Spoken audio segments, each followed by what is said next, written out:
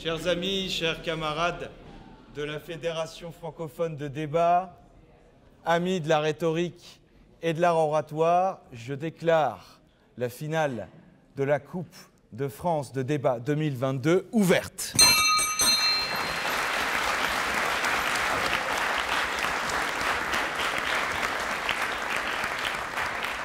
Elles étaient 40 équipes inscrites au départ. Ce soir, il n'en reste plus que 2. Et sans plus tarder, nous allons accueillir la première équipe, celle qui va représenter le gouvernement, avec Daniel, avec Lou, avec Quentin et Sylvain, l'équipe du bec et de la plume.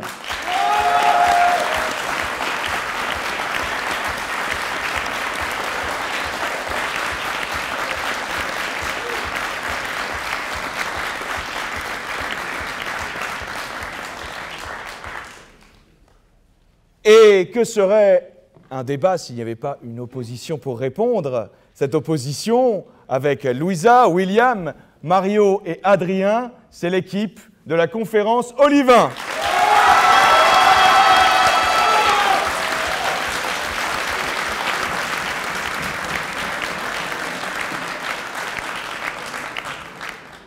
Chers amis, les gens qui sont autour de moi et qui sont assesseurs ne sont pas les jurés ce soir, mais ils ont été les jurés de la Coupe jusqu'à présent et je pense qu'on peut tous les applaudir.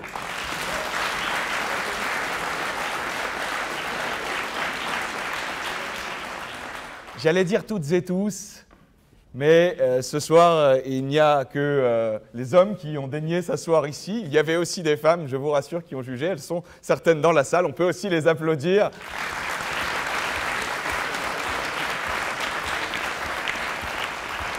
Ce soir, nous aurons donc 7 jurés. La première jurée a été présidente de l'association Lysias à Paris 1.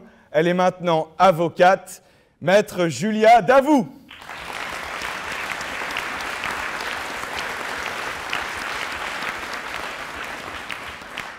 Le deuxième juré est directeur de l'Institut de France, c'est un jeune haut fonctionnaire. Il est également adjoint au maire à Maison Lafitte. C'est Arthur Dehaene.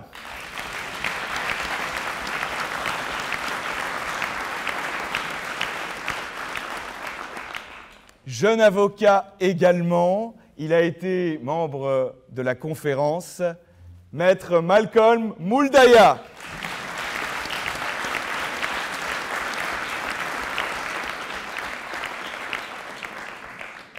Haut fonctionnaire et directrice adjointe de l'Institut Rousseau, Chloé Ridel.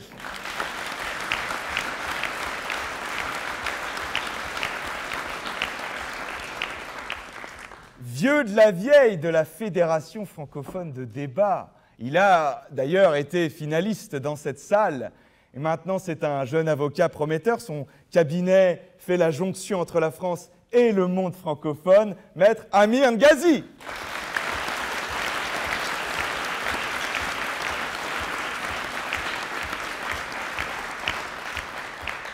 Cette année, la Fédération francophone de débat est fière d'avoir envoyé bon nombre de ses membres au championnat international de débat francophone. Et rassurez-vous, il y en a en plus dans chacune des 2 équipes, comme quoi il n'y a pas de hasard. Et c'est l'organisatrice, la présidente de l'association libanaise de débat ce soir qui nous honore de sa présence. J'ai nommé Andrea Zomokol.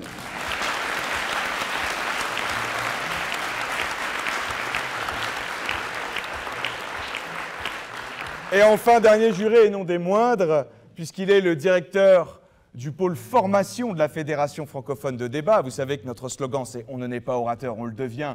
Et donc, pour ça, il faut des formations. Il s'agit de Théophile Dardenne. «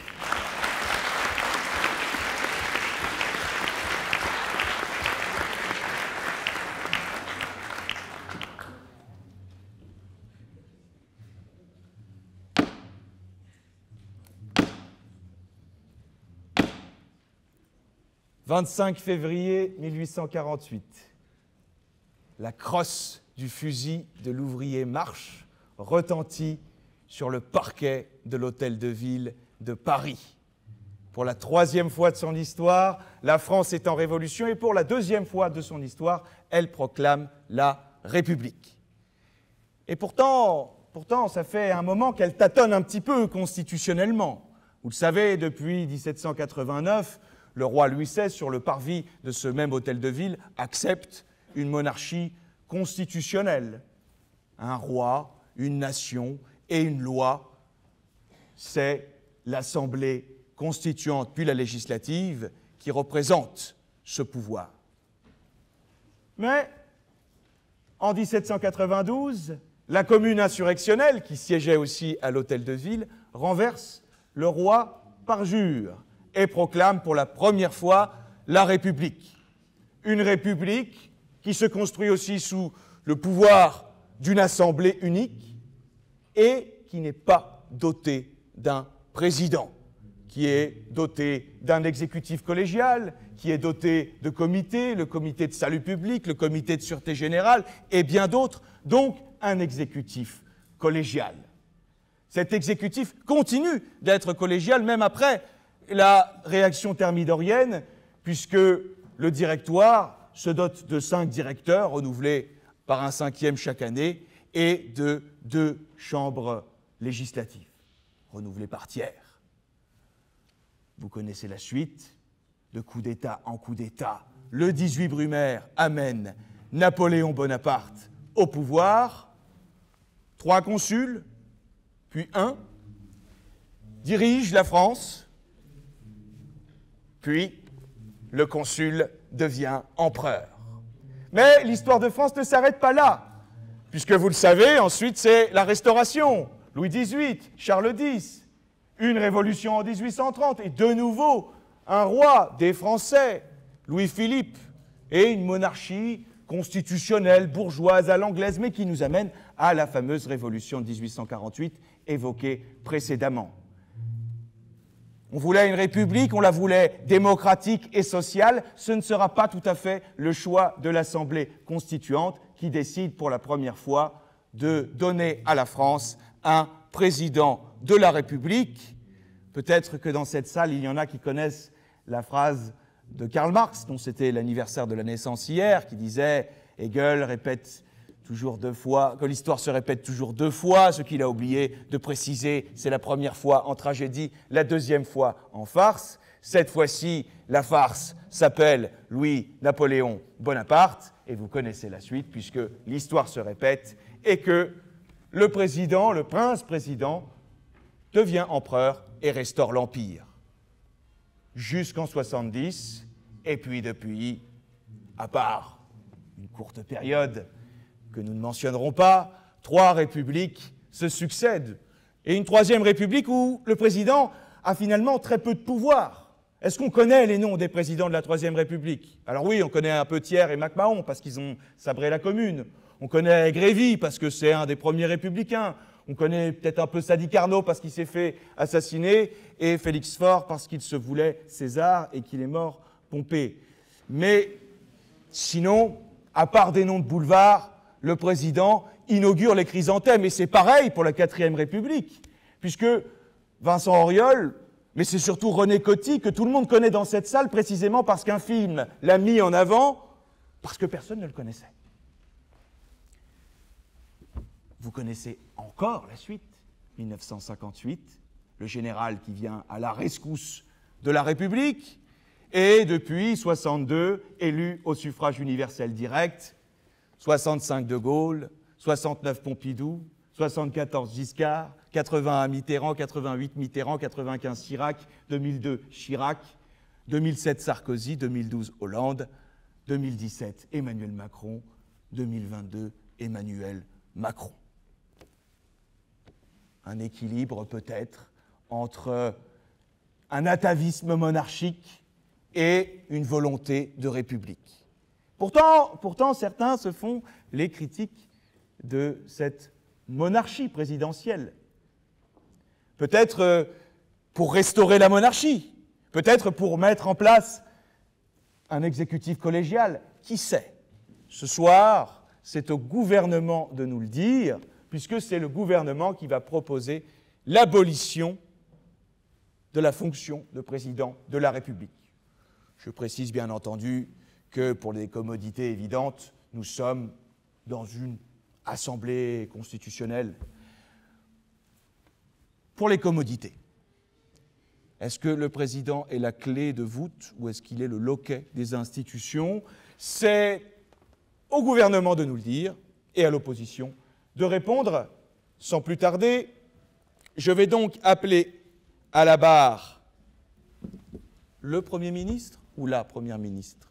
Le Premier ministre, très bien. Je vous rappelle que vous avez 5 minutes de temps de parole, que le temps est suspendu pendant les questions. Ouverture des questions, fermeture des questions. Et je précise aussi aux membres de l'Assemblée qu'il est interdit de boire et de manger dans l'Assemblée pendant les discours et même après.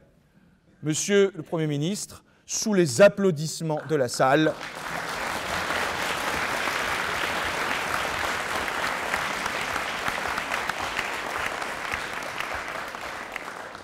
vous avez la parole.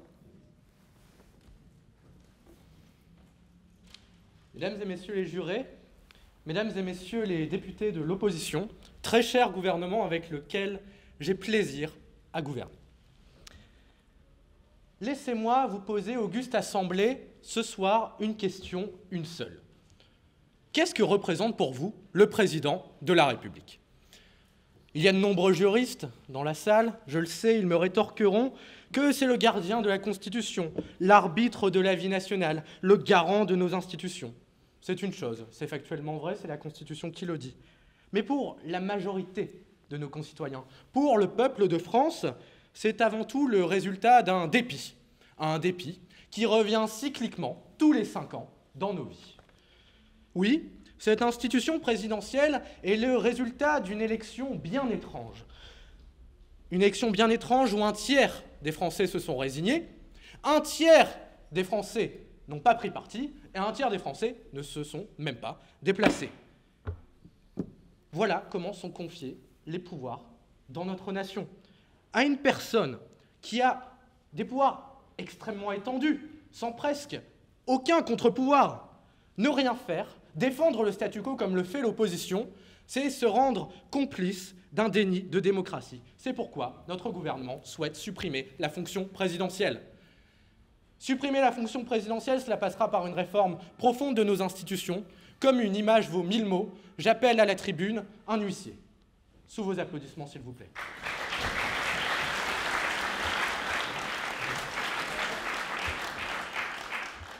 Voici notre révision constitutionnelle. N'hésitez pas à vous tourner, à montrer à l'ensemble. Dans les faits, le jour de l'adoption de notre révision, les Français s'endormiront dans une vieille république centralisée, jacobine arriérée. Ils se réveilleront le lendemain dans un fédéralisme girondin rénové. 2 niveaux se superposeront désormais. Le national, où ne subsiste que le Premier ministre et l'Assemblée nationale. À eux le régalien et l'éducation, nous y tenons, le pouvoir législatif. Tout le reste, la police y compris, ira au régional. Les conseils régionaux deviendront assemblées régionales et éliront le président de région. Je sens déjà les larmes de notre opposition, pleurant la disparition du Jupiter élyséen. Ne vous inquiétez pas, très chère opposition, nous vous prenons un chef de l'État, nous vous en ramenons 15. Ce seront les 15 présidents de régions, de métropoles et d'outre-mer qui siégeront tout en haut dans le Conseil des régions de France, un exécutif collégial qui s'occupera, mieux encore qu'un seul président de la République, de la continuité de nos institutions, de nommer le Premier ministre et même de questionner le peuple par référendum.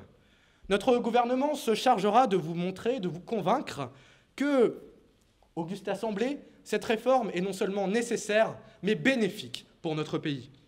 Après vous avoir montré que cela permettra de mettre la pluralité politique au sommet de l'État, je laisserai la parole à M. Arnal, mon ministre de la Citoyenneté, qui vous montrera comment cette réforme rapprochera de nos citoyens l'exécutif Il permettra aussi de sortir de cette logique d'un président cloîtré sous les dorures de la République, premier responsable de la dépolitisation et de l'abstention.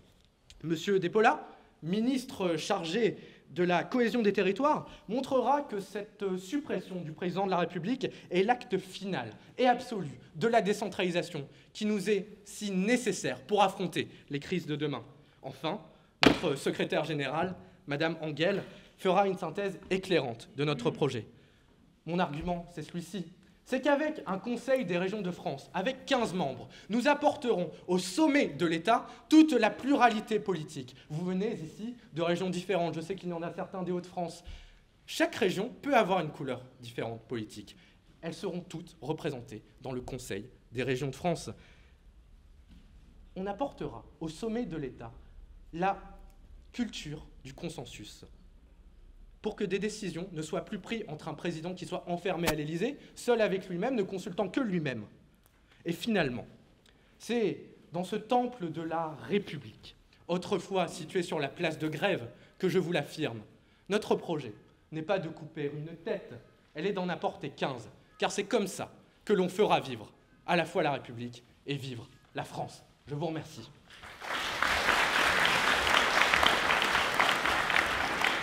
Merci. Merci, Monsieur le Premier ministre. La parole est à Madame la chef de l'opposition, sous vos applaudissements, bien entendu.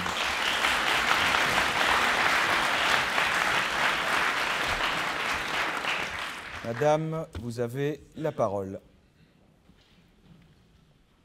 Chère Assemblée, gouvernement, membres de l'opposition, nous sommes dans un jardin d'oliviers que l'on appelle Gethsémani. Ici s'ébrase une plaine sans fin de verdure, et là des colonnes d'arbres se dressent. Vous ne le voyez pas? Vous ne voyez pas tous ces arbres, sous la rondeur d'un ciel de saphir? Vous n'entendez pas? 12 hommes passent et il en reste 7. Vous ne sentez pas cette atmosphère? Vous ne sentez pas comme moi votre joue rougir du baiser orphique, brûlant, étourdissant d'un Judas Premier ministre? Un baiser volé sans crainte à un président élu. Oh bien pire, un baiser volé sans crainte à l'homme que le peuple a choisi et qui les a nommés. Le gouvernement aujourd'hui se pose en déviateur de la souveraineté nationale et ne craint pas de devenir la hache tranchante dont l'arbre qu'est le peuple lui a fourni le manche. Il ne craint pas d'être les lâches qui privent le peuple de sa présidence, et encore moins de devenir les taches qui flétrissent de sa grandeur la France. Vous avez dit, Monsieur le Premier ministre, vous avez illustré en tout cas votre réforme si compliquée qu'elle vous est difficile à expliquer. Vous avez dit que vous apporterez au sommet de l'État toutes les expressions du peuple. Et à ce sommet, elles existent déjà. Elles sont représentées par un président de la République. Toutes ces expressions, elles existent par 2 fois, avec nos députés. Également. Je prends votre question, monsieur. Vous affirmez que l'on prive ici le peuple de choisir son dirigeant en la personne du président de la République. Le peuple ne choisit-il pas son Premier ministre via les élections législatives? Je vous remercie pour cette question brillante, monsieur.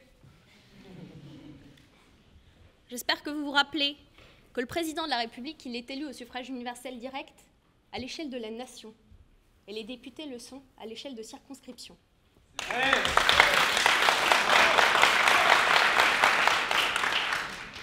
Je vais vous dire davantage, monsieur.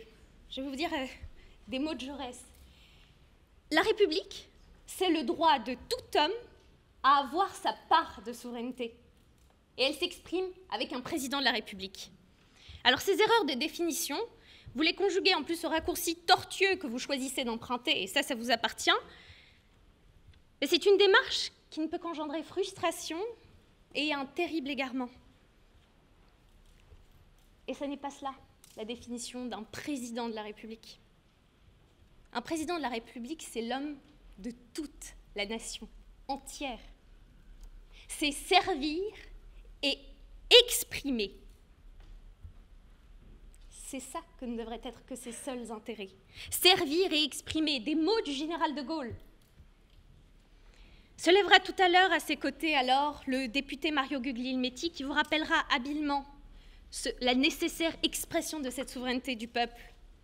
Ensuite le rejoindra le député William Hague qui vous dira, j'espère avec intelligence aussi, ce qu'est le service du peuple, ce que cela signifie. Enfin, le secrétaire général, Adrien Billemaz, sanctionnera les débats et vous rappellera encore l'importance de cette fonction.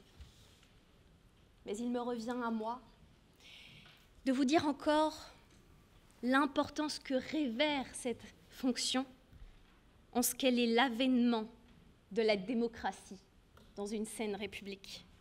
C'est le degré maximal de la démocratie.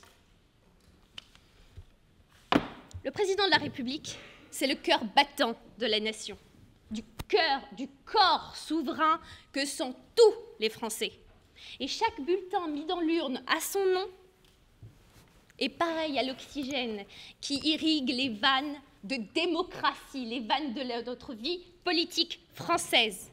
Mais rendez-vous compte un peu de l'exceptionnalité de cette fonction, de cette figure. Absolument aucun n'est élu au suffrage universel direct comme lui. Il n'emporte pas la majorité d'une circonscription, mais de toute la nation, de vous tous, entiers peuples, qui habitez ces murs, et bien au-delà de nos vallées et de nos mers françaises. C'est ça que l'on appelle un chef de l'État, que vous tournez en dérision. Et lui couper la tête, c'est ôter le cœur de nos institutions. Alors vous, gouvernement, ce soir, vous vous prêtez à un sanglant et horrifiant démembrement de la République. Et j'aimerais vous rappeler, jadis, les Grecs demandaient aux sages Solon « Quelle est la meilleure constitution ?» Et ils répondaient « Dites-moi d'abord pour quel peuple et à quelle époque ?» Il faut conclure. Chère Assemblée, aujourd'hui c'est du peuple français qu'il s'agit, et à une époque bien dure, précipitée dans une crise sanitaire, confrontés à des difficultés que sont le confinement et parfois certaines privations de liberté. Alors prenons-nous tels que nous sommes, prenons le ciel tel qu'il est. Nous devons conserver la stabilité et l'équilibre, si fin et si fragile comme l'a montré l'histoire, d'une république qui conduit chaque homme et chaque femme de chez nous à l'événement de l'expression de la souveraineté.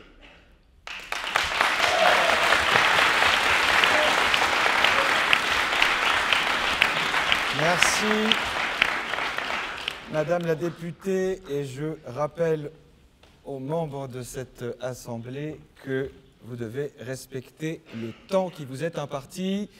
Et sans plus tarder, nous allons écouter le ministre de la Citoyenneté, sous vos applaudissements bien sûr.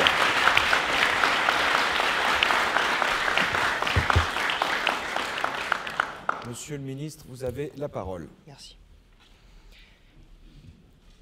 Honorable jury, illustre assemblée, mesdames et messieurs les ministres, mesdames et messieurs les députés, madame, vous avez parlé à propos d'un jardin d'oliviers comme pour mieux couvrir de fleurs et de bijoux la dictature présidentielle que vous défendez avec le verbe haut. Vous n'avez manifestement pas compris que le suffrage universel ne disparaîtra pas dans la réforme que nous proposons et qu'il sera au contraire renforcé à toutes les échelles et notamment au plus près des Françaises et des Français. Car notre projet, au fond, il est très simple. Nous ne voulons plus de Jupiter à l'Élysée. Un chef d'État qui quitte allègrement son rôle d'arbitre pour devenir chef de la majorité politique, ça n'est pas l'honneur de la République. Un monarque présidentiel enfermé dans son salon doré de l'Élysée, loin des Françaises et des Français, ça n'est pas la force de la République. Un roi thaumaturge, adoré et détesté à la fois, ça n'est pas cela, mesdames et messieurs, la République. Notre modèle a fait son temps. Le moment est venu de réviser complètement nos institutions avec l'ambition d'impliquer davantage les citoyens dans les affaires publiques plutôt que de les marginaliser pour laisser toujours plus de place à un président omnipotent. La réalité n'est pas bien heureuse à cet égard. Le pouvoir est aujourd'hui vertical et centralisé. Il est concentré par là même, loin des réalités, ignorant les diversités. Le pouvoir se cristallise dans la figure totémique du président de la République qui voudrait nous laisser croire qu'il est parfaitement omniscient. Voilà qui n'est guère convaincant. Le modèle que nous proposons, nous l'assumons, et ça effraie sans doute l'opposition, est pleinement révolutionnaire. Notre système fédéral va multiplier les organes de pouvoir pour pallier les faiblesses de la figure présidentielle. Nous ne voulons plus de préfets recevant et appliquant dans les régions des ordres transmis depuis le 8e arrondissement de Paris. C'est pourquoi nous défendons des assemblées régionales, des cabinets et des présidents de régions, munis de prérogatives élargies et capables de gouverner au plus près. Rapprocher la politique des Françaises et des Français, quel meilleur moyen, mesdames et messieurs les députés, pour impliquer à nouveau nos concitoyens dans un champ politique qui trop souvent est laissé en friche. Nos concitoyens ne sont plus enclins à voter. Il faut qu'ils s'impliquent à nouveau, qu'ils se présentent, qu'ils s'engagent, et cela sera possible si la politique redevient consciente du réel. Le gouvernement a pleinement conscience de la gravité de la situation. Chaque jour qui passe, nos concitoyens s'éloignent un peu plus d'une vie politique qui, en plus de les ennuyer, les exclut sans vergogne. Avez-vous vu des foules immenses s'amasser dernièrement dans les bureaux de vote ? Plus d'un quart des Français ne votent pas aujourd'hui aux élections présidentielles. Avez-vous vu des jeunes dans les isoloirs ? 46% d'abstention pour les 25-34 ans lors des dernières élections. Je pourrais ainsi égrener tous les chiffres vertigineux de la dépolitisation de nos concitoyens. Mais voilà qui est inutile. Vous savez tout comme moi qu'il y a urgence à agir pour redonner sa voix au peuple de France. La structure fédérale que nous proposons de mettre en place est un moyen efficace de lutter contre l'abstention, parce qu'elle va rapprocher nos compatriotes d'un pouvoir qui est aujourd'hui trop accaparé, trop centralisé, trop concentré. Je vais prendre votre question. Si notre régime est si mauvais que votre constat le dit, comment se fait-il micro, monsieur, s'il vous plaît. Comment se fait-il que notre Constitution fête aujourd'hui ses 70 ans? Vous savez, la France a connu 5 républiques et 14 constitutions. Alors je veux bien qu'on soit attaché à celle-ci, mais ça n'interdit pas d'expérimenter et d'aller au mieux. Ça n'est pas parce que la République dure depuis 70 ans qu'aujourd'hui, elle est encore d'actualité. Et je crois que le contexte de 1958, d'engagement politique des Françaises et des Français, est différent aujourd'hui. Il est temps de renverser la cloison qui sépare gouvernants et gouvernés. Il y a tant d'innovations politiques, de laboratoires d'idées dans notre pays. De quel droit sont-ils ainsi bâillonnés par un modèle dépassé qui ne vit que sur les ruines d'une histoire que l'on regarde d'un œil mélancolique, comme pour ne pas voir les enjeux et les urgences d'aujourd'hui et de demain? Le projet du gouvernement est résolument tourné vers l'avenir et la démocratie. Il n'a pas peur d'affronter les contradictions de notre régime. Il a le courage de le réviser pour redonner la parole aux Françaises et aux Français. Nous ne souhaitons pas d'un pouvoir confiné dans quelques châteaux de la République. Nous voulons qu'il soit entre les mains de nos concitoyens, dans l'égalité et dans la justice. Je vous remercie.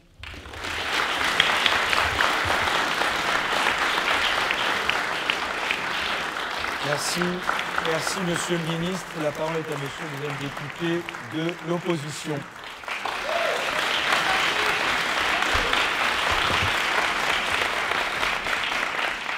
Monsieur, vous avez la parole.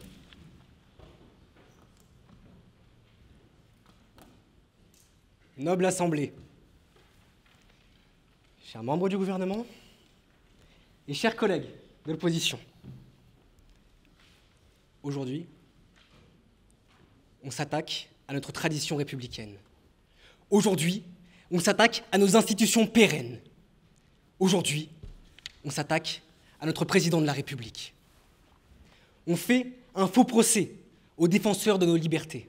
Et ça, c'est le ministre de la Citoyenneté qui l'a parfaitement illustré. Pourquoi ? Parce qu'on a vu l'hypocrisie de ce gouvernement. Ce qu'ils veulent, ce n'est pas se débarrasser du président, ce qu'ils veulent, c'est revaloriser les régions. Donc, leur mesure n'a pas lieu d'être. Ensuite, on a entendu le ministre dire « il ne faut pas du président, car aujourd'hui il est capitaine ».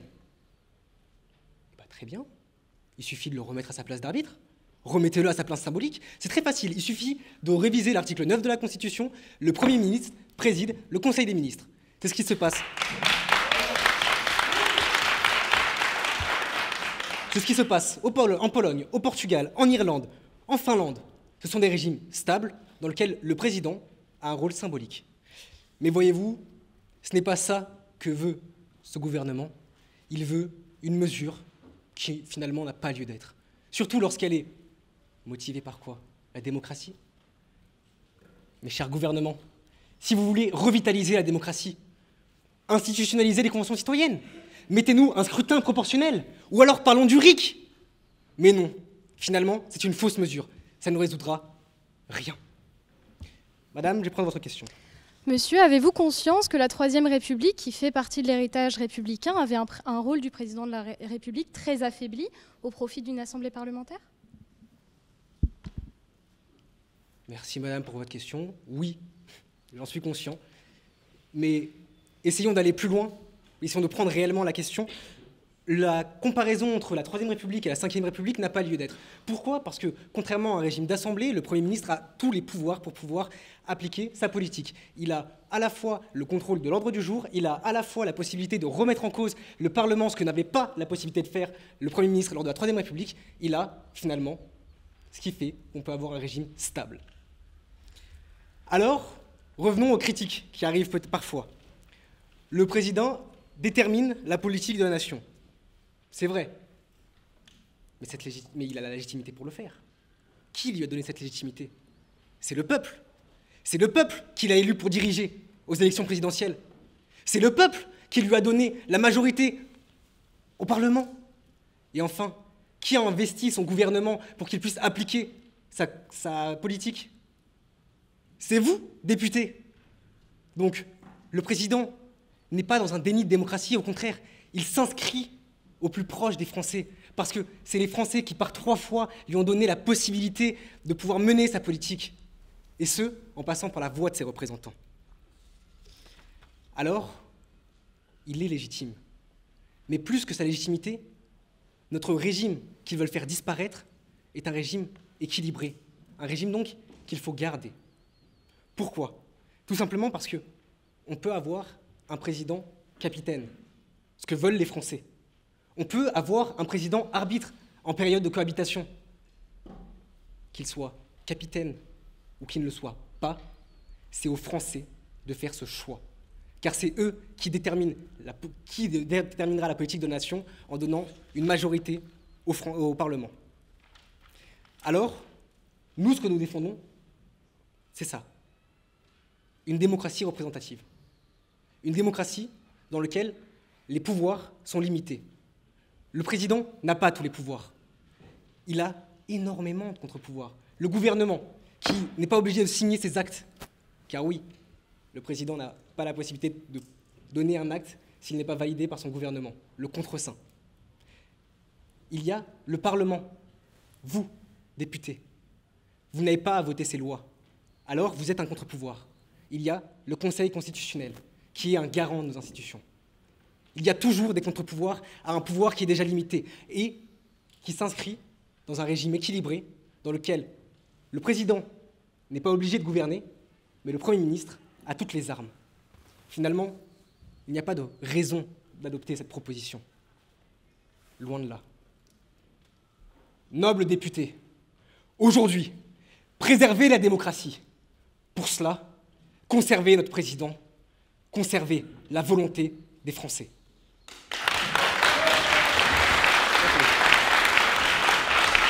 Merci. Merci, monsieur le député. La parole est à monsieur le 3e ministre, sous vos applaudissements, bien sûr.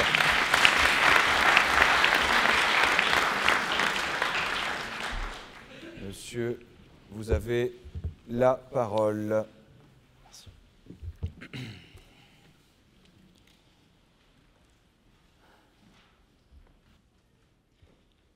Honorable juré, très chers collègues du gouvernement, chère opposition, qui je crois est tellement attachée au droit constitutionnel qu'elle en oublie le fait que celui-ci n'est pas figé et que les plus grandes avancées républicaines viennent précisément de là. Car évidemment, monsieur, que non, on ne s'attache pas aux traditions, mais oui, on peut s'y attaquer. Évidemment que la lutte écologique ne passera pas par l'attaque, ne passera pas sans l'attaque de la tradition capitaliste. Et évidemment qu'il faut avancer, et je crois que c'est précisément le lieu et l'objet de notre réunion dans cette assemblée.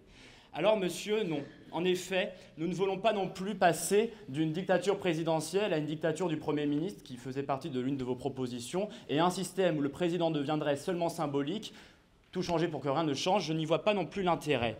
Non, ce que nous vous proposons, c'est bien au-delà de toutes les propositions de démocratie représentative que vous nous avez exposées, et nous vous en remercions. Ce que nous proposons, c'est un État fédéral. Un État fédéral, c'est bien plus que cela, c'est bien plus qu'une démocratie représentative à l'échelle nationale. Un État fédéral, c'est un État où le dimanche, lorsque les citoyens vont voter, ce n'est pas seulement pour les législatives à Paris, mais aussi pour leur assemblée régionale, dont le chef de liste sera élu président de région. Et ce président de région siégera au Conseil des régions, mais il est avant tout proche de ses citoyens, et au plus proche surtout, c'est ce que je vais m'attacher à défendre, des enjeux territoriaux. Alors, face à cette histoire fallacieuse qu'a tenté de nous faire croire l'opposition, permettez-moi de vous conter une autre histoire. Cette histoire, mesdames et messieurs, c'est celle d'un certain Jupiter. Jupiter, jeune adulte déjà fort populaire, qui a voulu faire de sa vie un système idéal. Alors il a décidé de tester l'amour à distance. L'amour à distance, lui, à Paris, ville élyséenne, et puis l'autre, André Gion. Parce que voilà, André Gion et Jupiter ont vécu une histoire d'amour incroyable, seulement les défauts commençaient à apparaître, et alors, ma fonction m'oblige à vous dire la vérité, cela ne finit pas bien. Car en effet, la rupture est consommée, André Gion rêve de liberté, Jupiter refuse, alors André Gion s'offusque et demande la rupture. Mesdames et messieurs, ne soyez pas ces ex-collants. Car en effet, un coup d'un soir champêtre, c'est bien. Mais lorsqu'une relation s'ancre, lorsqu'on envisage des enfants, de créer un petit Alexis, un Alexis citoyen, eh bien là alors, mesdames et messieurs, je crois qu'il faut savoir éduquer. Et savoir éduquer, c'est savoir comprendre. Et pour comprendre, il faut être proche de son enfant et non pas dans des bureaux à Paris. Car, mesdames et messieurs, finalement, la politique, c'est surtout une histoire d'amour entre différents acteurs, entre des citoyens et un peuple, entre des citoyens, des décideurs et un territoire aussi. La politique, c'est une histoire d'amour. Et c'est pour cela qu'en amour, je crois qu'être proche est essentiel, et en politique, ça ne change pas. C'est tout l'intérêt de gouverner au plus proche, puisque finalement, mesdames et messieurs, vous l'aurez compris, l'État fédéral, son intérêt premier, c'est les prérogatives qui sont accordées aux régions. Et le principe premier de celui-ci, il est bien clair, il a déjà été expérimenté, c'est le principe de subsidiarité. La ligne nationale est définie par l'Assemblée nationale, élue démocratiquement à l'échelle nationale. Celle-ci fixe le cap, mais derrière, le pouvoir réglementaire appartient aux présidents de région, et ceux-ci ont des prérogatives élargies. Le Premier ministre avait à ce titre parlé de la police, mais c'est également le cas de la santé, de l'écologie. Ces présidents de région connaissent leurs enjeux, mieux que personne, et les enjeux ne sont pas comparables d'un territoire à l'autre. Et c'est bien précisément tout l'enjeu de cette réforme.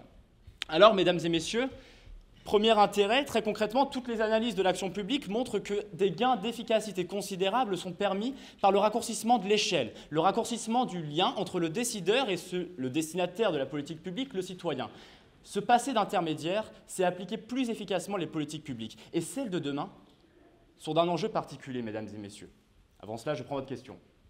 Monsieur le ministre, vous faites des jeux de mots, c'est bien, mais dites-nous, comment 15 chefs d'État pourront-ils représenter la France à l'étranger?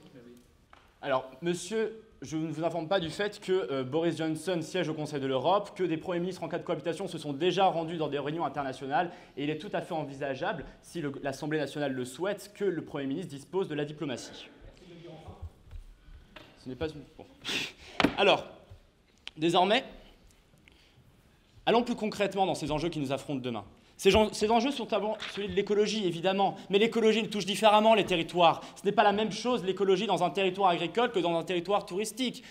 Sur le plan social, comment mener une politique de l'emploi lorsque les industries diffèrent entre les régions?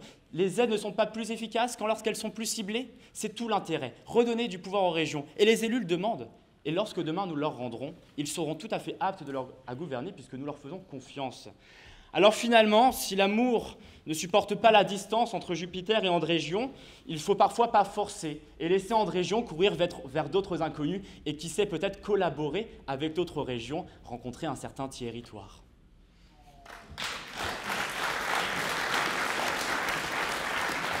Merci.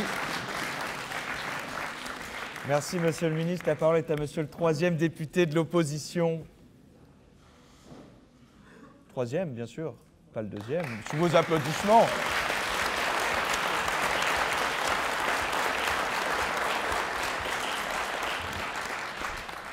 Monsieur le député, vous avez la parole.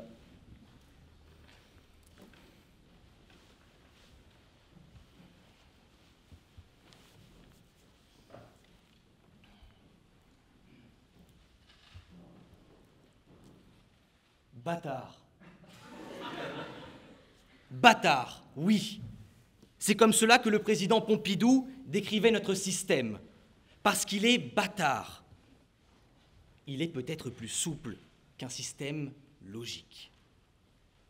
Cher gouvernement, chère opposition, mais surtout, chère Assemblée. Alors, là où le ministre vient nous parler, à base de jeux de mots, vous nous parlez d'écologie, en gribouillant un panneau PVC qui sera jeté alors qu'on n'en a rien compris. Bel exemple.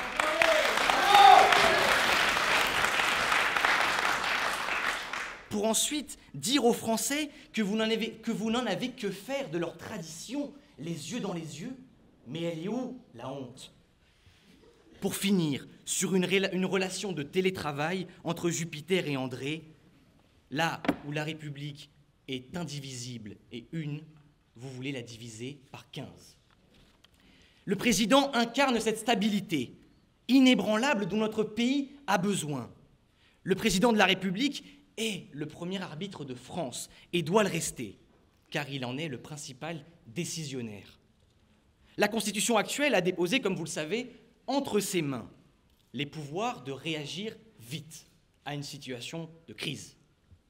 Car oui, en temps de crise, il est nécessaire qu'une personne se tienne droit au-dessus de la mêlée et qu'elle prenne cette décision en observant les opinions venant de gauche, de droite, d'un peu partout, pour se forger cette opinion fière et libre. Mais qui, à la fin du débat, prend cette décision? Car il y a forcément une décision à prendre. Et aujourd'hui, vous en êtes conscient, chère Assemblée. Je ne vais rien vous apprendre. Il faut que cet arbitre, ce juge de paix, prenne ses décisions, aussi dures soient-elles, malheureusement. Si l'Assemblée et le Sénat ne se mettent pas d'accord, mais comment faisons-nous? Avant la rédaction de notre Constitution, la France a connu la pire crise de son histoire. La France a connu 6 ans d'obscurantisme. La France a été l'ombre d'elle-même et s'est vue occupée. La France se voyait dépérir, petit à petit, grain par grain. Quand un homme a, sans armée, sans moyens, sans appui, sans soutien au départ, relevé la tête de l'autre côté de la Manche pour rendre sa grandeur à la France. Je vais prendre votre question, monsieur. Merci. Monsieur le Président, plutôt qu'unité, n'est-il pas, à l'occasion des élections présidentielles, le symbole de la fracture de la société, là où un conseil forcerait des lignes politiques à collaborer? Non. Mais pourquoi au-delà du manque de préparation de ce gouvernement? Parce que cette personne a réagi à une situation de crise, sans consulter une assemblée. Cette personne n'a pas consulté un quelconque ministère. Cette personne a réuni la France, mais surtout ceux qui l'aiment. Le général de Gaulle était alors, le jour de la libération, un président avant l'heure. Il était celui-là, en cette période sombre, qui a démontré à quel point cette fonction était dure, mais à quel point elle était exigeante. Alors, à notre époque, et là, je vais vous poser une question.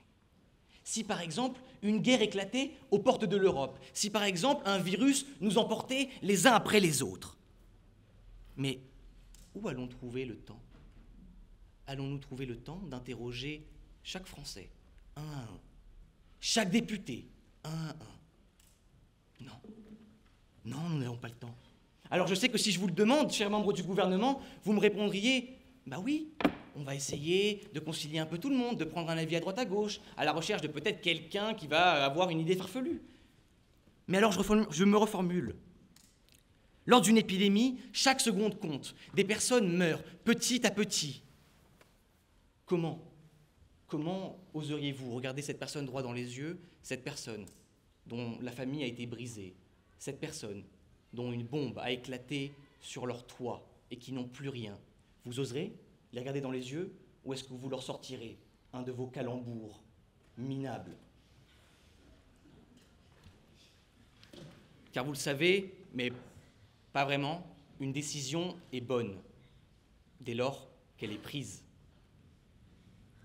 15, comme c'était écrit sur ce panneau PVC, si j'ai bien lu, ce n'est pas possible. Il nous incombe en tant que citoyens de protéger les intérêts de la nation, car le poids de l'histoire pèse sur nos épaules et nous ne pouvons pas reproduire les erreurs du passé. Il y a plus de 200 ans, lors de la création de cette assemblée, une phrase a été dite, et je pense qu'il est bon de le rappeler. Nous sommes ici, tous, debout, par la volonté du peuple, et je vous le dis, les yeux dans les yeux, nous n'en sortirons qu'à la force des baïonnettes.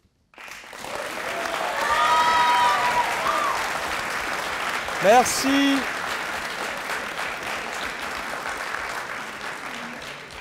Et pour conclure, du côté du gouvernement, j'appelle Madame la secrétaire générale, sous vos applaudissements, bien entendu.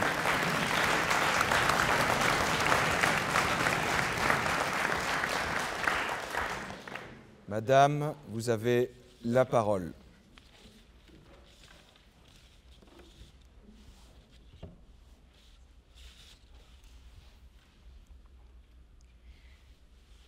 Je vous parle d'un temps que le gouvernement souhaiterait bien connaître. La fin du président, l'ère du grand changement, l'heure de vivre avec son temps. Je me permets de pousser la chansonnette pour apaiser quelque peu le débat et répondre à monsieur le 3e député qui m'a bien amusée en parlant de stabilité du président de la République qui, en temps de crise, doit sortir à gauche, à droite, voir la droite et la gauche. Monsieur, nous vous en proposons 15 des représentants de gauche et de droite qui seront au pouvoir dans les conseils régionaux. Vous n'êtes pas sans savoir, monsieur le député, que 15 est un nombre impair, ce qui implique une majorité à chaque fois pour toutes les décisions qui seront prises, qui seront rapides et éclairées. Et nous rappelons que le pouvoir législatif a toujours l'initiative des mesures nationales. Mesdames et messieurs les jurés, chers publics, chers membres du gouvernement, chère opposition, c'est une mesure audacieuse et bien plus sérieuse que mon hommage à Charles Aznavour qui anime nos débats depuis 1 heure. La suppression de la fonction de président de la République. Il ne s'agit là ni d'une corde au cou autour de celui d'Emmanuel Macron, ni de la fin d'une République à laquelle nous tenons. C'est une réforme de la voix du peuple que nous proposons. Il m'incombe alors de revenir sur les enjeux du débat qui a opposé une vision de la démocratie populaire et accessible face à une vision paternaliste et trop longtemps mythifiée autour d'un personnage gaulliste et paternel. Mes collègues ministres avaient la charge de la preuve et ont su vous montrer à quel point cette mesure est à la fois utile et nécessaire. Utile car elle permettra des décisions plus efficaces et plus ciblées pour chaque région. Nécessaire car il est urgent de lutter contre la crise démocratique que subit notre pays, une crise de la représentativité que vous semblez oublier. Monsieur le Premier ministre a d'abord mentionné l'importance d'avoir un exécutif représentatif de la pluralité politique. Nous avons 12 partis politiques qui se présentent à l'élection présidentielle. Nous aimerions les voir à la tête du gouvernement. Monsieur Arnal nous a ensuite parlé de l'importance de la démocratie de chacun, à ramener la démocratie à chacun. Monsieur De Paula, enfin, nous a évoqué l'importance de rapprocher des territoires la gouvernance. Enfin, du côté de l'opposition, ce sont des arguments gaullistes qui nous ont été apposés. La chef de l'opposition nous a parlé d'un président qui était l'avènement de la démocratie, même si nous n'avons pas exactement compris pourquoi. Monsieur le Premier député nous a mentionné le caractère expressif de la souveraineté du peuple du président de la République. Nous ne supprimons pas le suffrage universel direct. Et enfin, monsieur le second député nous a parlé de la signification d'un service rendu au peuple. Madame la chef de l'opposition a tout d'abord été très polyvalente puisqu'elle s'est improvisée paysagiste, d'abord avec des métaphores de jardin et de clairière, et un Judas, un Premier ministre qui aurait trahi la République, mais nous ne savons pas exactement quand. Oui, le droit de tout homme à avoir sa part de souveraineté, c'est la démocratie. Madame, considérez-vous que chacun dispose d'actions d'Emmanuel Macron qu'ils peuvent manipuler à sa guise? Je ne crois pas. Le président est le cœur battant de la nation, je vous cite. Ne pensez-vous pas que la France ira plus vite avec 15 cœurs battant à l'unisson? Je le crois bien. Monsieur le deuxième député a ensuite mentionné le président comme défenseur de nos libertés. Il n'est pas que ça, monsieur, dois-je vous rappeler que le président nous a bien confinés pendant 1 an. Vous dites que le peuple l'a élu avec une courte majorité et une forte abstention. Nous pensons que les conseillers régionaux permettront, avec leurs prérogatives, de lutter contre l'abstention puisqu'ils seront plus près des peuples qu'ils défendent. Je vais prendre votre question, madame. Je vous remercie. Vous m'avez reproché, madame, que avoir dit en tout cas que chaque citoyen aurait une part dans la souveraineté, en tout cas dans la représentation du président de la République, de la souveraineté nationale. Mais n'ignorez-vous pas qu'il est responsable politiquement et donc que chaque citoyen, devant chaque citoyen? J'en ai tout à fait conscience, madame, mais il est élu à une courte majorité. Que faisons-nous des 42% qui n'ont pas voté pour lui? Est-il responsable devant eux? Non, bien sûr, les mandats ne sont pas impératifs. Nous pensons que les conseillers régionaux sont plus à même de défendre les intérêts de chacun. Et je vous remercie pour votre question. Nous continuerons d'élire ces conseillers régionaux au suffrage universel direct, puisque vous le savez, les têtes de liste aux élections régionales sont nommés présidents de région. Vous ne défendez pas une démocratie représentative, puisque nous avons 12 partis politiques pour la présidence avec un gagnant à la fin. Demandez aux membres du Parti communiste et aux membres du Parti socialiste ou de la France insoumise s'ils se sentent représentés par le président aujourd'hui. Enfin, monsieur le troisième député nous a dit qu'il n'avait rien compris au panneau PVC. Monsieur, nous vous le donnons. Reprenez-le chez vous, vous l'étudierez ce soir. Il est très simple. Nous donnons le pouvoir réglementaire au président de région. Pour conclure, mesdames et messieurs, nous ne voulons plus que les élections présidentielles soient synonymes de déchirement et de sacrifice. Nous ne voulons plus d'un président isolé et peu conscient des réalités de chacun, mais bien d'une pluralité qui représentera désormais les autres et les uns. Je vous remercie. Merci.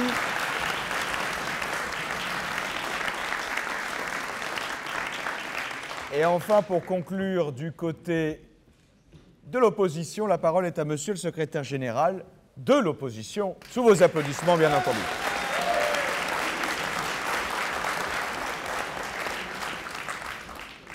Monsieur, vous avez la parole.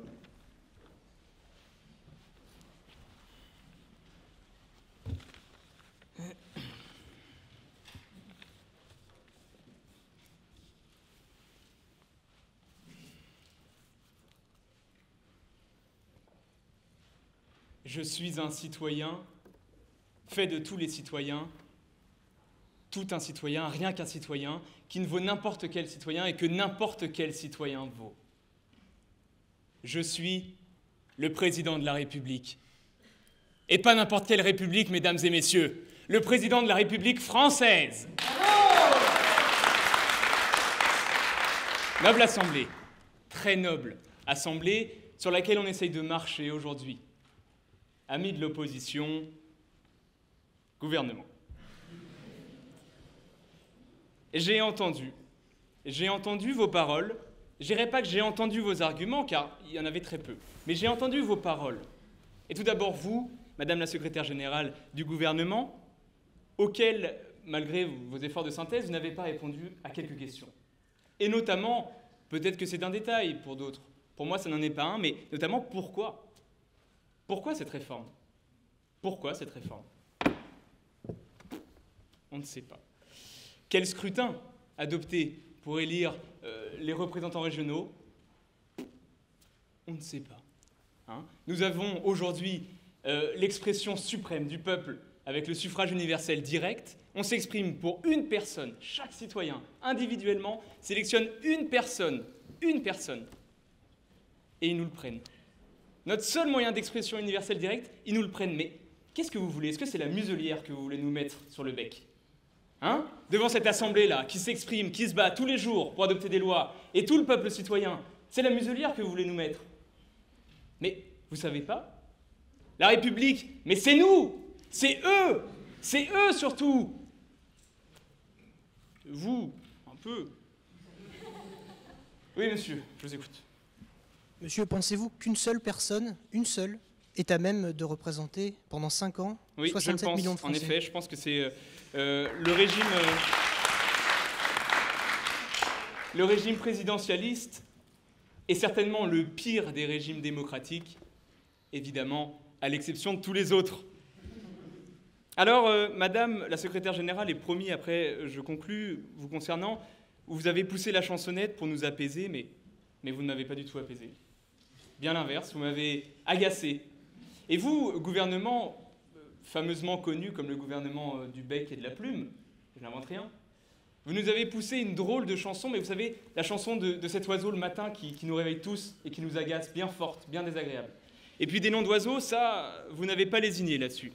Hein, qualifier notre régime de dictature à demi-mot, on comprend bien que vous n'y vivez pas apparemment dans le même gouvernement que nous. Vous dites oui, j'ai pas compris pourquoi avoir un président c'est bien et pourquoi ce régime est le meilleur. Mais est-ce que vous vivez en France? Vivez-vous en France avec nous?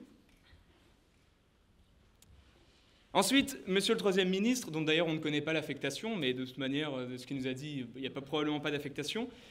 Apparemment, les traditions n'ont pas d'intérêt.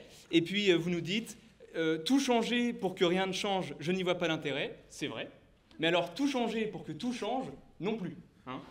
Dans ce cas-là, ça sert à rien, en fait.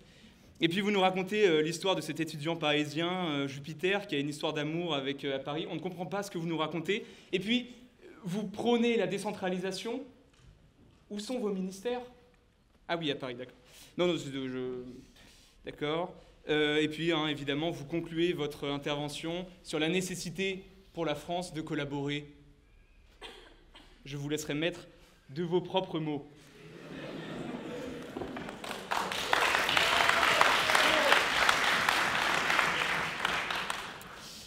Donc, vous voulez qu'un gouvernement fédéral donne le cap de tout un pays, que donc nous, Assemblée générale, donne le cap pour 5 ans de tout un pays.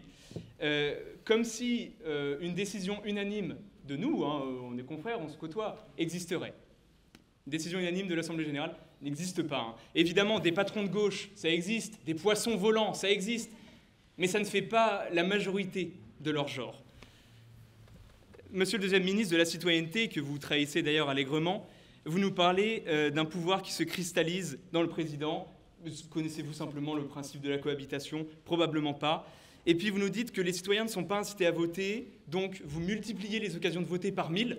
Voilà, on crée 15 nouvelles choses pour que tout le monde vote. Et puis vous nous dites les abstentions pour le président, c'est horrible. Oui, d'ailleurs, on sait que les abstentions sont inégales selon les régions. Donc on aura donc des chefs de région qui seront élus avec 5% des voix de leur région et d'autres par 95%. Évidemment, belle démocratie. Merci beaucoup. Et enfin, le Premier ministre, qui finalement n'explique absolument rien d'autre que de vouloir nous transformer en petits Suisses, hein, et de vivre dans un comté, eh bien, ça ne convainc personne, puisque vous n'avez un fédéralisme. C'est ça la référence que je fais, fédéralisme. Hein, évidemment, ça ne convainc personne, puisque ce n'est pas la France. Ce n'est pas la France. La France a connu une évolution pour aboutir au système où nous sommes. Alors très simplement, puisque le temps, évidemment, le temps m'est toujours compté. Vous avez bien eu raison d'ailleurs de ne pas prendre ma question, parce que lorsque je commence à parler, souvent je ne lâche plus la parole. Chers tous, mais surtout, gouvernement, tendez l'oreille. L'entendez-vous? Ce cœur qui bat. C'est le cœur du peuple qui bat, et qui donne le rythme au gouvernement, le rythme souverain pour la conduite de notre pays. Ce battement trouve son écho dans la bouche du président de la République.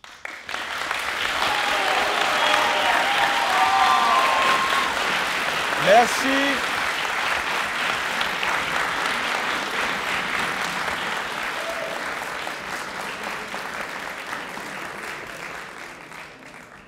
Auguste Assemblée, avant que le jury ne se retire pour délibérer, et après ce moment de débat agonistique, je vous demande à tous et à toutes de vous lever.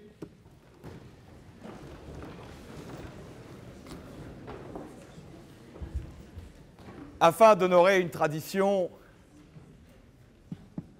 et de participer tous, d'une certaine manière, à l'art oratoire, en entonnant la Marseillaise, tout tous ensemble. Allons enfants de la patrie, le jour de gloire est arrivé. Contre nous de la tyrannie, l'étendard sanglant élevé, l'étendard sanglant élevé. Entendez-vous dans les campagnes mugir ces féroces soldats? Ils viennent jusque dans nos bras, égorger nos fils et nos compagnes. Aux armes, citoyens, formez vos bataillons. Marchons, marchons, qu'un sang impur abreuve nos sillons.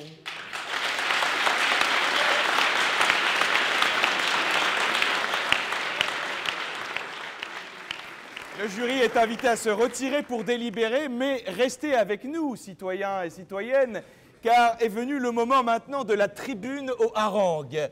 Qu'est-ce que la tribune aux harangues, me direz-vous? Eh bien, c'est un moment de liberté sur le sujet bien évidemment donné, ou peut-être sur autre chose, pour les citoyennes et pour les citoyens qui peuvent venir ici à la tribune donner leur opinion. Y a-t-il un citoyen ou une citoyenne qui veuille commencer cet exercice pour ouvrir le bal? Oui, on l'applaudit.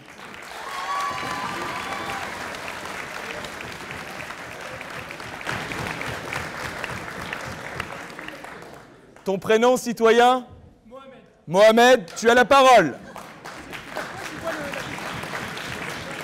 Pour ou contre l'abolition de la fonction de président de la République française? Alors, je vais être très sincère avec tout le monde. Pour le bien de mon pays, la Tunisie.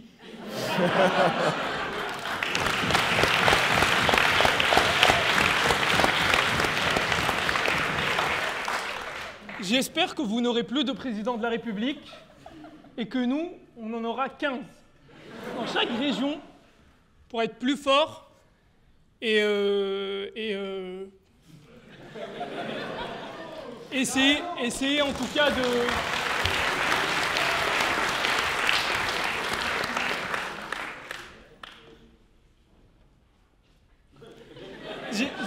J'aurais adoré participer au débat avec...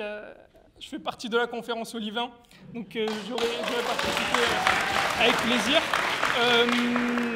Donc je prends la parole avec plaisir et avec honneur. Et je pense, à mon humble avis, que la conférence Olivain était au-dessus. Donc voilà, un grand bravo à mes amis de la conférence Olivain, mais aussi aux invités. On applaudit. Le banc est jeté. Y a-t-il un Lillois dans la salle? Je vois le président de la Fédération francophone de débat du Nord, tout en haut, qui peut venir prendre la parole. Tu es invité.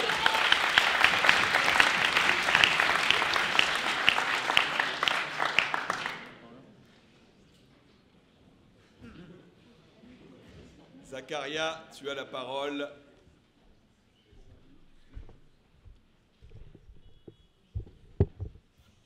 Alors, en descendant ces marches, je me suis posé la question quelle allait être ma première phrase.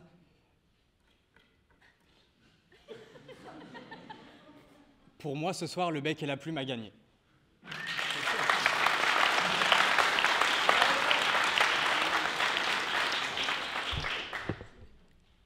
Alors, la conférence Olivain, je les ai vues plusieurs fois, contre mon club de cœur Révolte-toi Lille. Des envolées lyriques, des chevelures... Alors oui, il y en a eu. Mais encore une fois, je réitère et mon texte sera court. Le bec et la plume a été vainqueur pour moi ce soir. Merci. Citoyen Noah.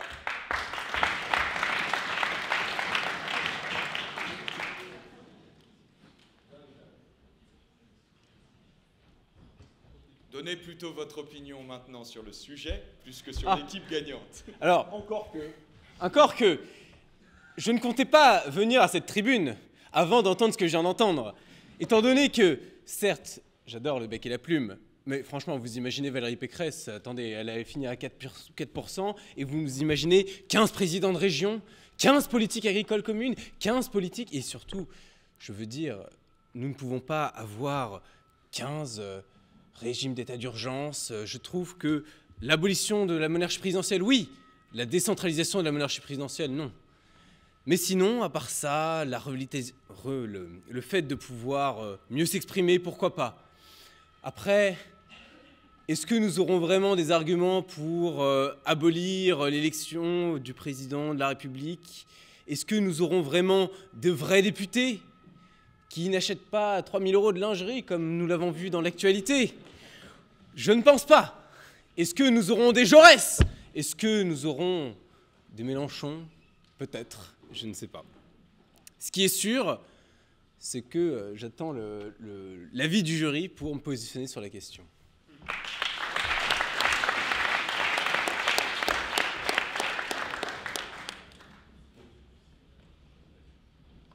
Ton prénom, citoyen?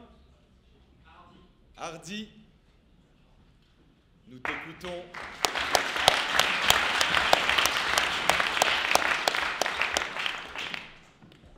Merci. Alors, bonsoir à tous.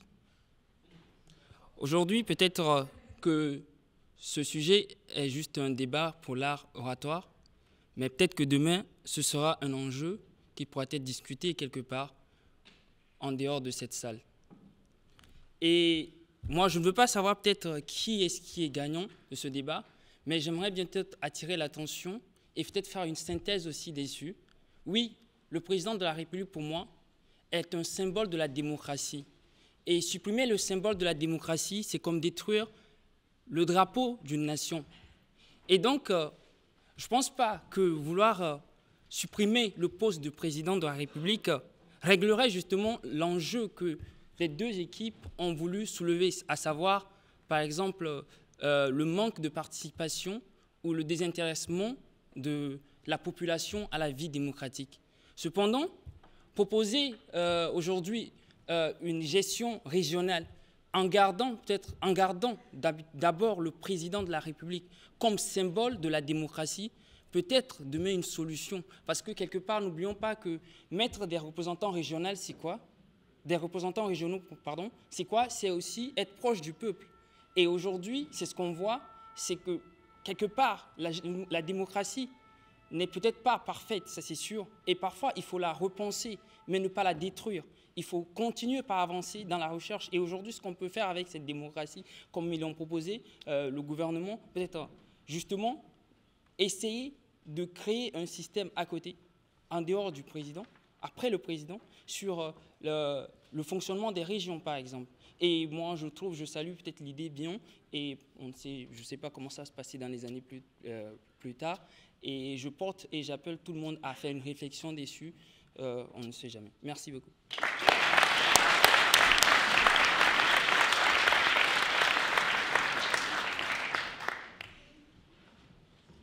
Quel est ton nom, citoyen? Comment? Jacques. Tu as la parole.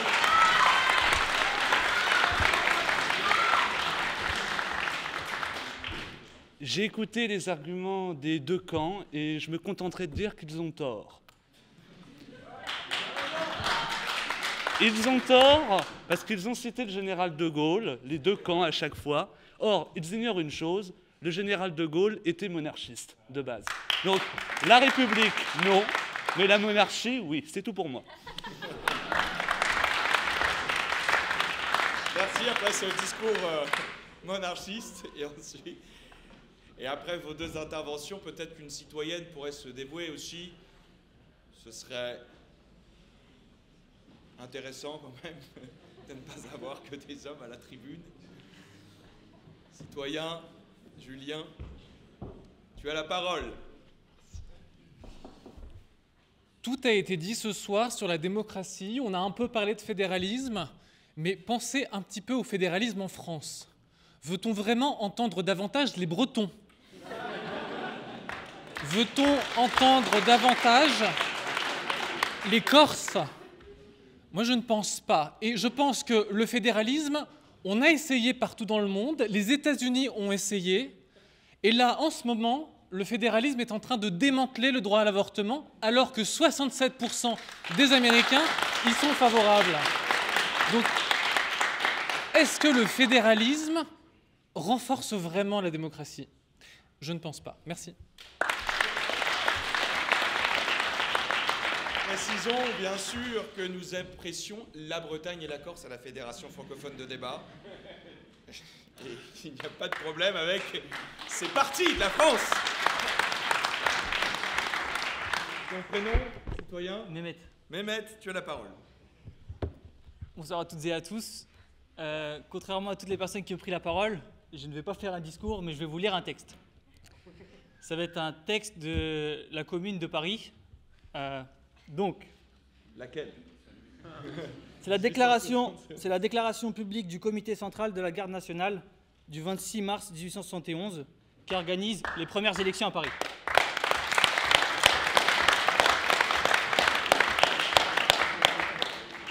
Citoyens, notre mission est terminée. Nous allons céder la place dans votre hôtel de ville à vos nouveaux élus, à vos mandataires réguliers. Aidés par votre patriotisme et votre dévouement, nous avons pu mener à bonne fin l'œuvre difficile entreprise en votre nom. Merci de votre concours persévérant. La solidarité n'est plus un vain mot, le salut de la République est assuré. Si nos conseils peuvent avoir quelque poids dans vos résolutions, permettez à vos plus zélés serviteurs de vous faire connaître, avant le scrutin, ce qu'ils attendent du vote d'aujourd'hui. Citoyens, ne perdez pas de vue que les hommes qui vous serviront le mieux sont ceux que vous choisirez parmi vous, vivant votre propre vie, souffrant des mêmes maux. Défiez-vous autant des ambitieux que des parvenus. Les uns comme les autres ne considèrent que leurs propres intérêts et finissent toujours par se considérer comme indispensables. Défiez-vous également des parleurs, incapables de passer à l'action. Je ne parle pas de vous ici. Ils sacrifieront tout. Ils sacrifieront tout à un discours, à un effet oratoire ou à un mot spirituel. J'ai presque fini. Évitez également ceux que la fortune a trop favorisés, car trop rarement celui qui possède la fortune est disposé à regarder le travailleur comme un frère. Enfin, cherchez des hommes aux convictions sincères, des hommes du peuple, résolus, actifs, ayant un sens droit et une honnêteté reconnue. Portez vos préférences sur ceux qui ne brigueront pas vos suffrages. Le véritable mérite est modeste, et c'est aux électeurs à choisir leurs hommes, et non à ceux-ci de se présenter. Nous sommes convaincus que, si vous tenez compte de ces observations, vous aurez enfin inauguré la véritable représentation populaire, vous aurez trouvé des mandataires qui ne se considéreront jamais comme vos maîtres. Merci.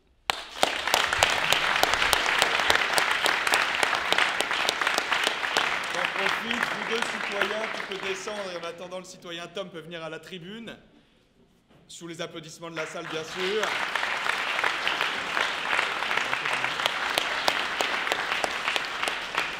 J'en profite, vu qu'un texte de la Commune de Paris a été lu pour faire de la publicité pour la Fédération francophone de débat et rappeler que nous avons fait le procès de Louise Michel et des communards et qu'il est disponible sur YouTube, mais nous écoutons maintenant le citoyen Tom.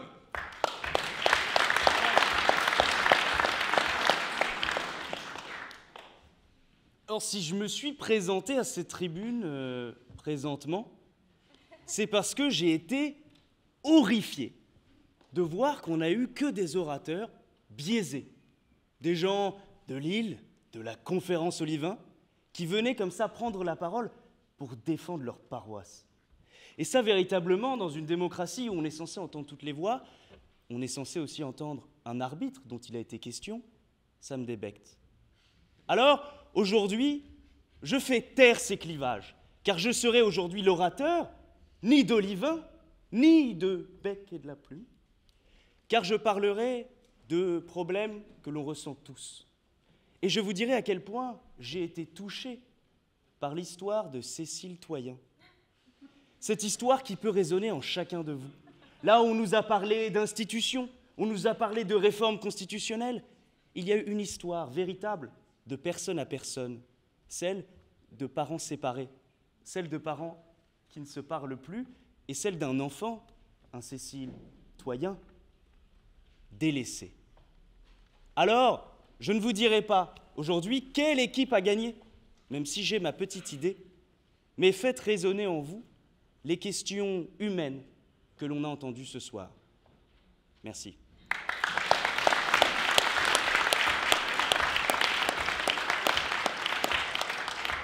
Bien, citoyens. On applaudit.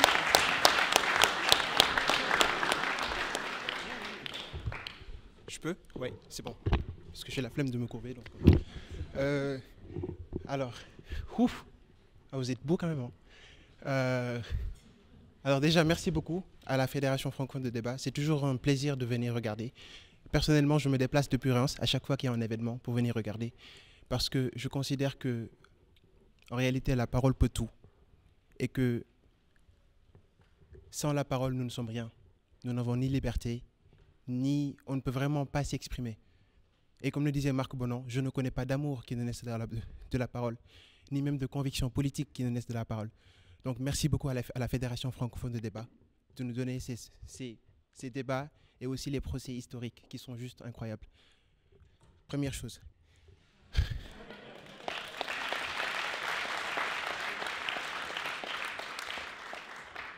Ah oui, parce que, bon, nous, on n'est pas aussi bon que ça. Donc, félicitations à vous. On a été éliminé à la 8e de finale. Enfin, c'est pas... Au moins, on est sorti en phase de poule, quoi. Enfin, on a été repêché, mais quand même, on est sorti en phase de poule. Donc, voilà.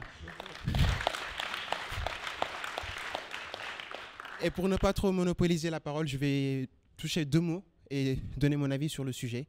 Est-ce qu'il faut supprimer le poste de président de la République? Moi, je considère déjà que la France est une grande nation, avec beaucoup d'histoire, avec une histoire très très riche. Et je pense que énormément, pour le Sénégalais que je suis, je pense que même si on ne le dit pas, même si au fond on dit ouais non, on déteste la France parce qu'ils nous ont colonisés, ils nous ont imposé l'esclavage, je pense, et je le dis haut et fort, que j'ai beaucoup d'admiration pour ce pays, pour son histoire, pour sa culture, mais aussi pour les grands hommes que vous avez connus. Et juste pour cela, vous devez être fiers de votre nation. Et pour le poste de président de la République, moi je pense que ce n'est pas vraiment le poste qui dérange, mais c'est plus la manière dont les choses sont constituées pour élire un président de la République. Parce que je pense que s'il y a beaucoup d'abstention et de désistement pour aller voter, c'est plus parce que les gens expriment un certain dégoût, un certain mépris pour la politique, notamment les partis politiques, comme le disait Simone Veil. Pas la politicienne, mais la philosophe, avec W. Et je crois que c'est exactement ça le problème, parce que les partis politiques, il y en a de plus en plus, 12 visiblement, peut-être qu'il y en a d'autres, mais imaginez juste 15 présidents régionaux, ou 14, je ne sais plus, ça veut dire qu'il y aura des présidents qui vont voter Reconquête, ou bien qui seront de Reconquête, d'autres qui seront de la France Insoumise, d'autres qui seront du Front National, non, du Rassemblement National, de la République En Marche. Oh, ça va être chaud hein, durant les débats. Parce qu'au moment où quelqu'un va vous parler d'islam, au moment où quelqu'un vous parle des pauvres et des SDF, l'autre va vous parler d'islamisme et de radicalisme et d'islam, et quelqu'un d'autre vous parlera des migrants. Et voilà, je pense que c'est vraiment quelque chose qui montre à quel point la France est amène d'être divisée pour des opinions ou même souvent des argumentations qui n'ont pas vraiment lieu d'être. Parce que je pense qu'on a beaucoup plus à gagner de parler des débats qui nous font avancer plutôt que d'essayer et de chercher à nous diviser. La France n'est une et le restera. Merci beaucoup.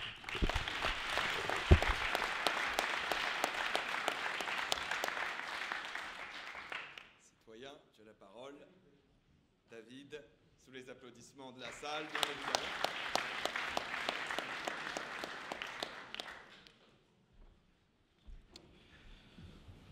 Auguste Assemblée, membre du gouvernement, membre de l'opposition. avec tous les pouvoirs qui me sont conférés, c'est-à-dire aucun, j'ai écouté avec une attention particulière les arguments. Vous savez, moi je ne pense pas qu'il y ait de bons ou de mauvais arguments. Moi, si je devais résumer ma vie aujourd'hui avec vous, c'est d'abord un peuple. Car en effet, il y a une relation forte au pouvoir que vous incarnez. Est-ce que cela vous vient à l'esprit, ces deux vers magnifiques de Kipling? Être digne en restant populaire et être peuple en conseillant les rois. Oui, la question est telle, dans l'incarnation du pouvoir, au travers de cette France multiséculaire, avons-nous conscience d'un gouvernement qui serait, et de membres du Parlement, de l'Assemblée, qui véritablement incarnerait le pouvoir? Alors, je vous saurais gré de ne pas oublier d'où vous venez, d'autant plus pour moi, qui suis, comme dirait De Gaulle, le petit Lillois de Paris. Je vous remercie.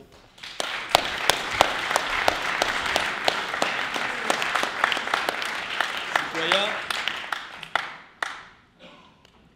Arthur, qui est lycéen, je précise, peut l'applaudir encore plus.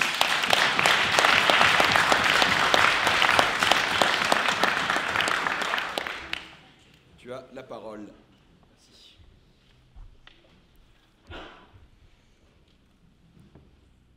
Se recentrer. Oui, après un débat comme celui-ci, je ne saurais souligner la nécessité de se recentrer. Une question qui nous a été évoquée par notre concitoyen au balcon était celui du rayonnement de la France à l'international. Et aujourd'hui, je souhaite y apporter un élément de réponse. Ce qui fait le rayonnement de la France à l'international, c'est vous, que dis-je, nous. Le caractère propre français, ce caractère protestataire. Ce caractère s'inscrit dans notre histoire, s'inscrit d'abord en 1789 avec la Révolution française. Il s'inscrit aussi à travers les droits de l'homme, à travers notre Constitution. C'est ce caractère qui fait que la France rayonne aujourd'hui à l'international. Aujourd'hui, ce caractère français, ce caractère propre aux Français, est en péril. La France, au classement des puissances mondiales, ne fait que régresser. Elle était hier 6e, elle est aujourd'hui 7e. Et comment répondre face à ce problème majeur? Je vous le dis, il faut remettre au goût du jour ce caractère protestataire. Et pour cela, il faut supprimer la fonction du président de la République et mettre en place, comme ce gouvernement nous l'a souligné, 15 députés qui viendront porter la France sur la scène internationale. Je vous remercie.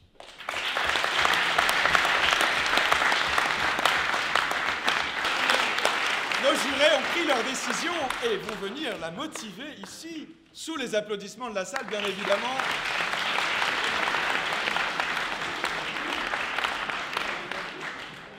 Venez ici à la tribune parce qu'il faut qu'on vous entende, qu'on puisse enregistrer. On envoie le meilleur d'entre nous. Non, chacun a des choses à dire. Chacun a des choses à dire. Soit.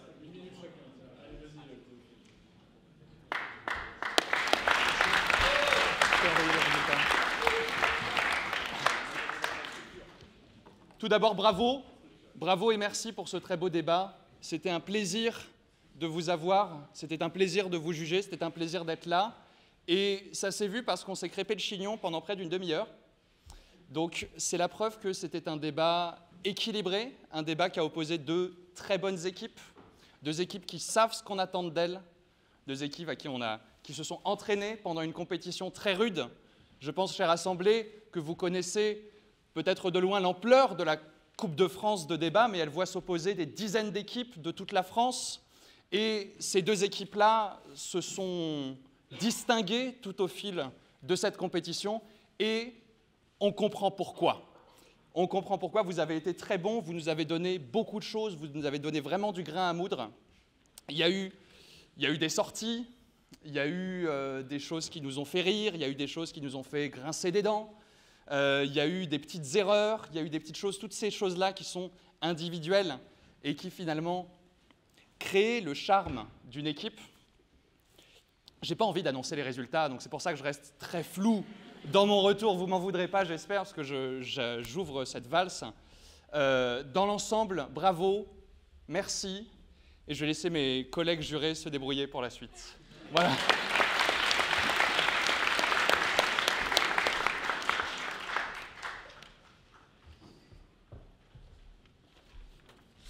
Bonsoir à tous, chère assemblée. Merci infiniment pour ce beau débat. Je crois que notre huissier, pour lequel j'ai beaucoup de compassion, a eu mal au bras, puisqu'il est resté durant toute la plaidoirie du Premier ministre, ici, posté, à essayer de nous faire comprendre la motion du gouvernement. Plus sérieusement, on a pris beaucoup de plaisir à vous entendre, les deux équipes. Vous avez vraiment brillé ce soir. En revanche, je regrette que vous n'alliez pas au fond des choses et que parfois vous vous contentiez de simples postulats et que vous ne dérouliez pas vos arguments. Puisque évidemment, le but de cet exercice, le but de ce concours, c'est de démontrer qu'on a des capacités oratoires, qu'on a des qualités sur la forme, mais c'est aussi d'aller au bout d'une argumentation. Et malheureusement, de part et d'autre, parfois, ça a péché et je le regrette. Mais ce n'est absolument pas ce que je retiendrai de cette soirée, parce que sur le plan de la forme, vous avez de part et d'autre brillé. Donc je vous remercie encore une fois pour vos brillantes prestations et je pense que vous avez beaucoup d'avenir. Merci beaucoup.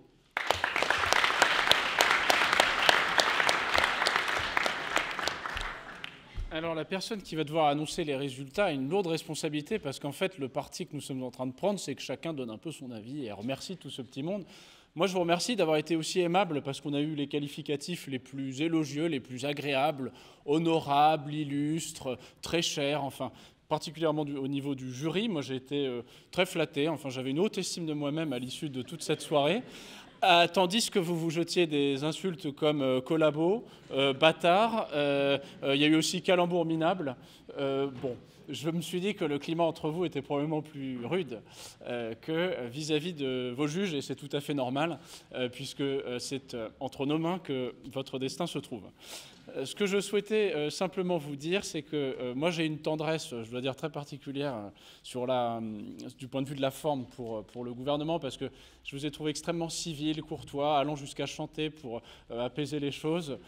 Mais je dois dire que le moment où, de mon point de vue, la soirée a basculé, c'est lorsque vous avez dit que le débat, c'était la question du pouvoir du président de la République et pas la question du pouvoir des régions, qui est une question tout à fait fondamentale. Mais ça me semblait être une question un peu différente de celle qui était mise au débat. Pour autant, vous avez été, je dirais, au complet de brillants sujets et de brillants spécimens de l'éloquence à la française. Et on est ravis qu'elle existe, parce que je vous dirais que j'ai levé les yeux aux terres et j'ai vu en voyant le plafond Montjoie-Saint-Denis, et je vous dirais que trépas si je faiblis. Merci à tous.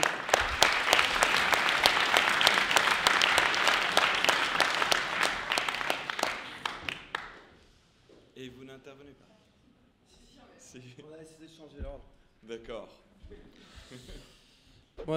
Pardon, c'est pas un micro en fait. Non, c'est juste pour... Okay. Bonsoir à tous. Moi, je suis avocat, donc je déteste prendre la parole en public.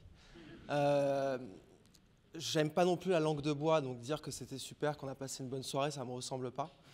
Moi, donc je vais vous dire la réalité de ce que j'ai pensé. Il y a eu des gens très très bons. Il y a eu des gens très très mauvais. Et je vous laisserai tous méditer là-dessus. Et je m'aventurerai pas plus loin. Bravo aux deux équipes.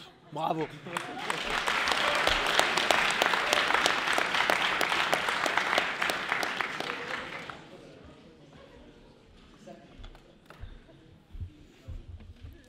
Alors, chère Assemblée, vous l'avez bien entendu, je viens du Liban. Et c'est un honneur d'abord d'être là ce soir parmi vous, avec ce jury de qualité. Donc, je remercie Hugo pour l'invitation. Et j'ai déjà eu le plaisir de rencontrer William, Lou et Daniel qui se sont affrontés en finale du championnat international de débat au Liban. Mais aujourd'hui, j'ai rencontré les autres orateurs, je vous ai écoutés et vous êtes vraiment excellents, exceptionnels. Et merci à tous pour cette soirée. Au revoir.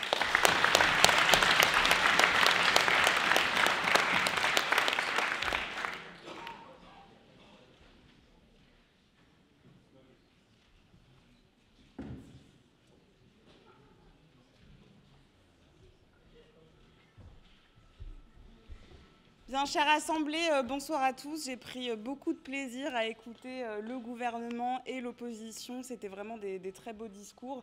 Je m'associe à tout ce qui a été dit. Il y avait effectivement du bon et du moins bon. Et par-dessus tout, j'ai adoré chanter la Marseillaise à l'Hôtel de Ville. Merci.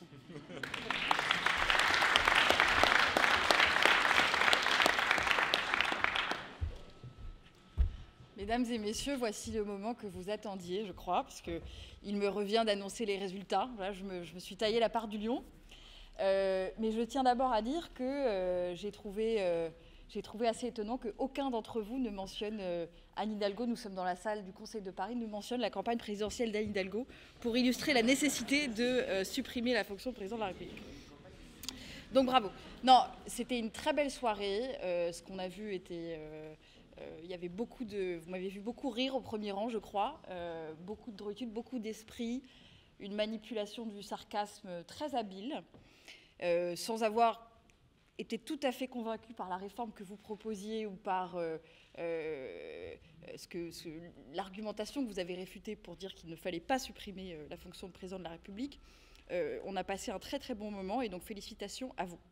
Alors, nous avons décidé, nous membres du jury, que l'équipe gagnante était le gouvernement.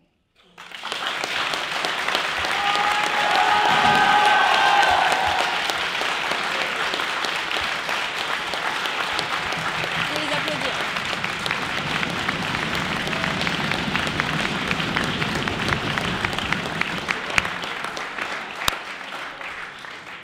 Bravo, parce que c'était pas simple de défendre une proposition comme celle que vous aviez à défendre. Et franchement, on a beaucoup hésité, on a eu de longs débats, comme vous l'avez vu, chère opposition, donc bravo à vous aussi. Et je dois annoncer maintenant le meilleur orateur de la soirée.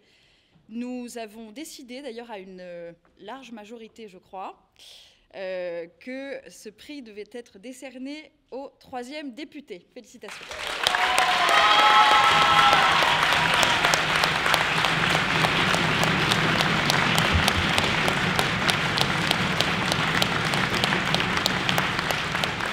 Respectez le mobilier national, s'il vous plaît. Municipal.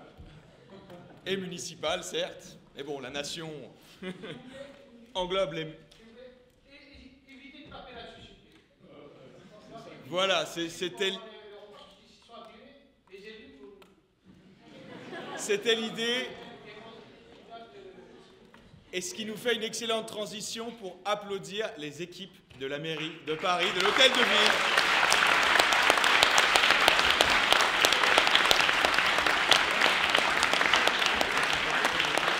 Hôtel de Ville qui, évidemment, a la gentillesse de nous accueillir depuis 5 ans maintenant pour la finale de la Coupe de France de débat.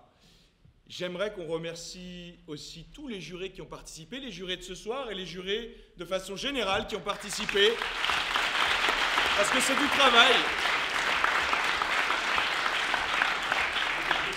J'aimerais qu'on remercie aussi l'HEIP qui nous accueille, en tout cas pour tous les tours précédents sauf la finale. Merci à l'HEIP.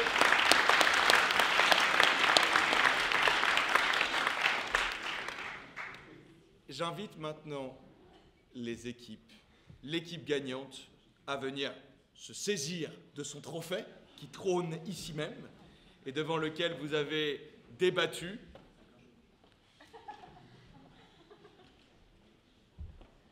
Et comme vous avez gagné, il n'y aura pas de président pour vous le remettre.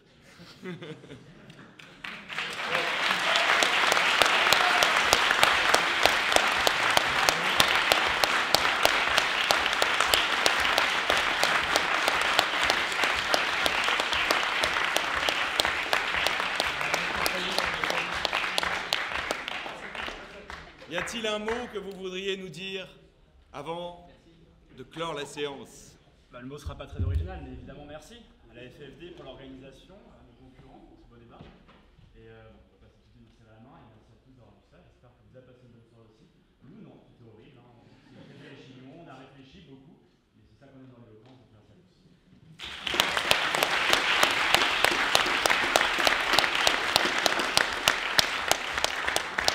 Félicitations. La finale de la Coupe de France est donc terminée. À l'année prochaine.